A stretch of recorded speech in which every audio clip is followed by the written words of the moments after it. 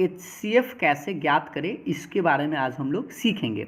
तो देखिए सबसे पहली बात इसमें आप लोगों को करना क्या होता है कि जो भी इसमें बड़ा टर्म हो उसमें आपको छोटा टर्म से भाग देना होता है। जैसे देखिए यहाँ पर हम भाग शुरू करते हैं, पहले इस प्रोसेस को समझिए कि 135 से आपको भाग देना है 225 में, ठीक है। तो भाग जैसे आप भाग विधि से आप बनाते हैं, लेकिन आपको भाग विधि से नहीं बनाना है बल्कि विभाजन एल्गोरिथम के प्रयोग से बनाना है, ठीक है। तो इसलिए पहले आपको भाग देने आना चाहिए। 135 को आप कितना बार में भाग दीजिएगा, तो एक बार आप दीजिएगा इसको तो कितना आएगा 135। तो इसमें जो शेषफल बचेगा उसको देखिए, 5 में से 5 गया 0, 12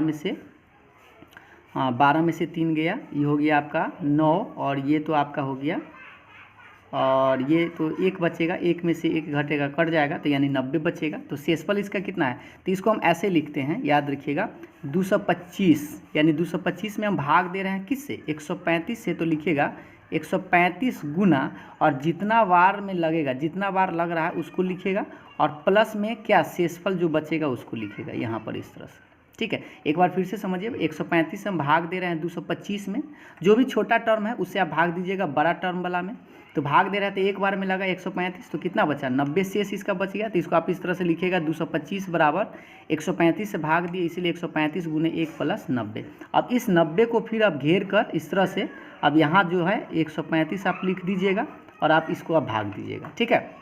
तो फिर यहाँ पर हम क्या लिखेंगे, 135 में भाग दे रहे हैं तो यहाँ पर हम लिखेंगे 135 बराबर किससे भाग दे रहे हैं 90 से, तो 90 लिखेंगे गुना, और इसको आप भाग दीजिए। तो 90 के एक बार लगाइएगा तो 90 है ना, तो ये कितना आएगा 5 से घटा रहे हैं इसको तो आएगा 45, यानी कि इसको घटा लिए तो 45 आया। तो शेष अभी भी 0 नहीं आया है, इसीलिए क्या करेंगे, इसको हम 90 को कितना बार लगाए, एक बार, तो 90 गुने 1 प्लस शेषफल कितना आया है 45, तो यहाँ पर 45 लिखेंगे, ठीक।